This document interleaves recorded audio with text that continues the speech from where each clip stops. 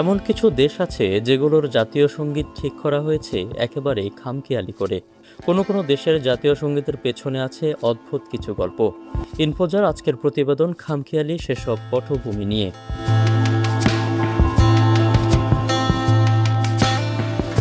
জাতীয় সঙ্গীতকে কেবল গান হিসেবে বিবেচনা করা হয় না, এর মধ্যে থাকে একটি দেশের পরিচয়, ইতিহাস ও গভীর আবেগ। দেশের নাগরিকদের ঐক্যবদ্ধ রাখতেও সহায়ক হয় এই সঙ্গীত। কখনো কখনো জাতীয় সঙ্গীত স্মরণ করিয়ে দেয় গৌরবময় অতীত, প্রেরণা যোগায় আগামী দিনের। অথচ কিছু দেশের জাতীয় সঙ্গীত ঠিক করা হয়েছে একেবারেই খামখেয়ালি করে। শুরু করা যাক ভূরাজনীতিতে ক্ষমতাধর দেশ যুক্তরাষ্ট্রের উদাহরণ দিয়েই। দেশটির জাতীয় সঙ্গীত এসেছে মদ খাওয়ার গান থেকে। যুক্তরাষ্ট্রের জাতীয় সঙ্গীত স্টার স্প্যাঙ্গেলড ব্যানারের মেলোডি এসেছে ব্রিটিশ গান অ্যানা ক্রেওন ইন হ্যাভেন থেকে। এই গানটি পরিচিত ছিল মদের আসরে, এগুলোকে বলা হয় সুরা সঙ্গীত। পরে গানটি আমেরিকায় আসার পর এটি বাজানো হলো বেসবল মাঠে। 1931 সালে যুক্তরাষ্ট্রের জাতীয় সঙ্গীত ঠিক করা হয়। 1929 সালে রবার্ট রিপ্লি তার বিখ্যাত রিপ্লিজ বিলিভ ইট অর নট শিরোনামের ব্যঙ্গচিত্রে যুক্তরাষ্ট্রের জাতীয় সঙ্গীত না থাকা নিয়ে মজা করেছিলেন। এতে নীতি নির্ধারকদের টনক নড়ে। একটি জাতীয় সঙ্গীতের দাবিতে চিঠি আসতে থাকে রবার্ট রিপ্লির কাছে। তিনি জানিয়ে দেন কংগ্রেসম্যানদের কাছে চিঠি পাঠাতে। সেই পথ ধরেই 50 লাখ মানুষের স্বাক্ষর নিয়ে কংগ্রেসের কাছে একটি পিটিশন দেওয়া হয়। এর প্রেক্ষিতে স্টার স্প্যাঙ্গেলড ব্যানার হয়ে ওঠে যুক্তরাষ্ট্রের জাতীয় সঙ্গীত। তবে এই গানটি কোরাস গাওয়া যায় না। স্টার স্প্যাঙ্গেলড ব্যানারকে পরিবর্তন করে একে সলো গানে পরিণত করা হয়েছে। এর কিছু নোট খুব বাড়াবাড়ি রকমের চড়া। সলো গায়কদের পক্ষেও এই নোটগুলো তোলা কঠিন হয়ে দাঁড়ায়। মালয়েশিয়ার জাতীয় সঙ্গীতের পত্তন হয় আচমকা। তখন 1888 সাল, ব্রিটিশ উপনিবেশের অধীন গোটা মালয়েশিয়া। ওই সময় পেরাক প্রদেশের সুলতান ছিলেন আবদুল্লাহ মাহমুদ শাহ। রানী ভিক্টোরিয়া ব্রিটেনের একটি রাজকীয় সম্মেলনে তাকে দাওয়াত করেন। সাড়া দিয়ে ওই সম্মেলনে হাজির হন সুলতান মাহমুদ শাহ, সঙ্গে ছিলেন তার সহযোগী। সম্মেলনের নিয়ম অনুযায়ী ডেলিগেটদের সবাইকে নিজ নিজ দেশের জাতীয় সঙ্গীত বাজাতে হবে। সুলতানের সহকারীর কাছে চাওয়া হয় জাতীয় সঙ্গীতের কপি। এতে বোকা বনে যান সহকারী। তাদের রাজ্যের কোনো জাতীয় সঙ্গীত নেই। ভাবলেন বিষয়টা জানিয়ে দিবেন সংশ্লিষ্টদের, কিন্তু পরপরই মত পাল্টে ফেলেন তিনি। রানীর কাছে সুলতানের প্রেস্টিজ নষ্ট হতে দেওয়া যাবে না। তাৎক্ষণিক একটা বুদ্ধি চলে আসে সহকারীর। দক্ষিণ ইউরোপীয় সেলসেস উপদ্বীপের ফরাসি ঘরানার একটি গানকে তিনি চালিয়ে দেন নিজের রাজ্যের জাতীয় সঙ্গীত হিসেবে। গানটি ছিল দ্য রোজালিয়ে।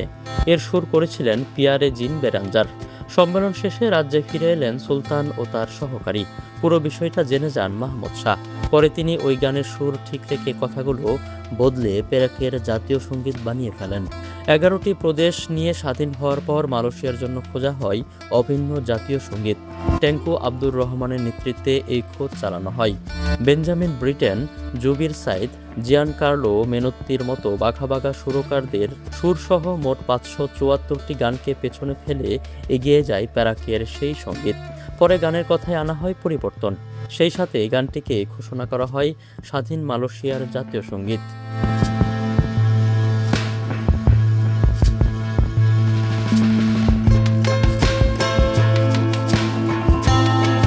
প্রেমিককে বন্দি করে রেখে মেক্সিকোর জাতীয় সঙ্গীত লিখিয়ে নিয়েছিলেন তার প্রেমিকা। সেই প্রেমিকের নাম ফ্রান্সিসকো গঞ্জালেস বোকানেগ্রা। তিনি কবি ছিলেন। তখন 1853 সাল, মেক্সিকোতে আয়োজন করা হয় অভিনব প্রতিযোগিতা। এর বিষয় ছিল দেশের গান লেখা। যার গান ভালো হবে তার গানকে করা হবে জাতীয় সঙ্গীত। খবর চলে যায় গঞ্জালেস বোকানেগ্রার প্রেমিকার কানে। তিনি প্রেমিককে উস্কে দিতে থাকেন ওই প্রতিযোগিতায় অংশ নেওয়ার জন্য। কিন্তু গঞ্জালেস উদাস টাইপের কবি, প্রতিযোগিতায় যেতে তার ভালো লাগে না। তবে কবির প্রেমিকা নাছোড়, প্রতিযোগিতায় না গেলে কবিকে ছাড়বেন না বলে ঘোষণা দিলেন। গঞ্জালেসকে নিয়ে গেলেন তার বাড়িতে, একটি কামরায় ঢুকালেন। আগে থেকে কামরার ভেতরে অনেকগুলো ছবি টানিয়ে রেখেছিলেন। ওগুলোতে আছে মেক্সিকোর ইতিহাস, ঐতিহ্য। কামরায় ঢুকিয়ে বাইরে থেকে দরজা আটকা দিলেন প্রেমিকা। তারপর জানালেন গান না লিখলে তাকে মুক্তি দেওয়া হবে না। শেষে প্রেমিকার জেদের কাছে হার মানতে বাধ্য হন প্রেমিক। 10 লাইনের একটি গান লিখে বন্দিদশা থেকে বের হতে হয় তাকে। পরে সেই গান প্রতিযোগিতায় উপস্থাপন করা হয়। কবি ফ্রান্সিসকো গঞ্জালেস বোকানেগ্রা হয়ে যান মেক্সিকোর জাতীয় সঙ্গীতের রচয়িতা। তারপর ওই একরোখা প্রেমিকাকে বিয়ে করতে বাধ্য হন তিনি। কোনো রকম ভনিতা না করে অতীতের সহিংসতাকে জাতীয় সঙ্গীতে রেখে দিয়েছেন ফরাসিরা। এই কারণে ফ্রান্সের জাতীয় সঙ্গীতকে বলা হয় রক্তমাখা গীত। এর কথার ভাজে ভাজে আছে রক্ত ও সহিংসতার ইতিহাস, নেই কোনো সৌম্য ভাব। অতীতে বীরত্ব গাথাকে মহান করে দেখানোর কোনো চেষ্টাও নেই এখানে। লা মার্সেইলেজ গানটির পুরো বয়ানে আছে রক্তভেজা জবজবে পতাকার কথা, সৈনিকদের বিদীর্ণ গলার কথা। রূপক আকারে বলা হয়েছে মায়ের কাছ থেকে দুধ পান করা বাঘের ছানাদের কেড়ে নেওয়ার কথা।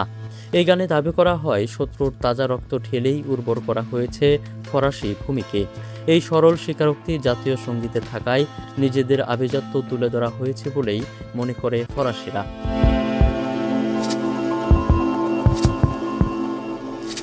দক্ষিণ আফ্রিকার জাতীয় সঙ্গীত একটা, তবে এর ভেতরে আছে 5টি ভাষা।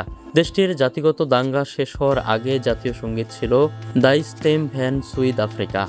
অন্যদিকে আফ্রিকান জাতীয় কংগ্রেস ও জাতিবিদ্বেষ বিরোধী আন্দোলনের প্রেরণা সঙ্গীত ছিল নিকোসি সিকোলেই ই আফ্রিকা। এই গানটি তানজানিয়া ও জাম্বিয়াতেও জাতীয় সঙ্গীত। 1977 সালে জাতিগত ঝামেলা মিটিয়ে রংধনু রাষ্ট্র গঠনের কাজ শুরু হয়। এতে দুটো গানকে একসাথে জুড়ে দেওয়া হয়, সাথে যোগ করা হয় আরও 3 ভাষার লিরিক। শেষে দক্ষিণ আফ্রিকার জাতীয় সঙ্গীত পরিণত হয় 5 ভাষার গানে। এর প্রথম 2 চরণ ঝোসা ভাষায়, তৃতীয় ও চতুর্থ চরণ জুলু ভাষায়, পঞ্চম থেকে অষ্টম চরণ সোসোথো ভাষায়, নবম থেকে দ্বাদশ চরণ আফ্রিকান এবং ত্রয়োদশ থেকে ষোড়শ চরণ লেখা হয়েছে ইংরেজি ভাষায়। এতগুলো ভাষা নিয়ে একটি জাতীয় সঙ্গীত পৃথিবীতে বিরল। সেই বিরল হতে গিয়ে কিছু ঝামেলাও রয়েছে গানটিতে। এর প্রথম অংশের কি নোটের সাথে শেষ অংশের কি নোটের রয়ে গেছে আকাশ পাতাল ব্যবধান। এর শিরোনাম নিকোসি সিকোলেই ই আফ্রিকা, যার অর্থ দাঁড়ায় ঈশ্বর আফ্রিকার মঙ্গল করুন। অ্যান্ডোরার জাতীয় সঙ্গীতটি উঠে এসেছে এক রাজকন্যার বয়ানে। এ গানে রাজকন্যা হিসেবে ধরা হয়েছে দেশকে, আর দেশের মানুষকে ধরা হয়েছে রাজপুত্র। অর্থাৎ দেশের বয়ানে জাতীয় সঙ্গীতের কথা লেখা হয়েছে। এখানে বিমূর্ত স্নেহময় কোনো সত্তার প্রশংসা করা হয়নি। এখানে রাজকন্যার সুরক্ষায় থাকা রাজপুত্রর কথা বলা হয়েছে।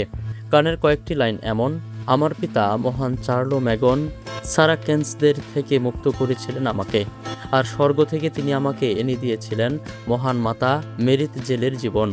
আমি এক রাজকন্যা জন্মেছিলাম 2 জাতির মাঝখানে অকলুষিত অর্ণিনেয়া হয়ে। আমি হলাম ক্যারোলিঙ্গিয়ান সাম্রাজ্যের সর্বন্ত কন্যা।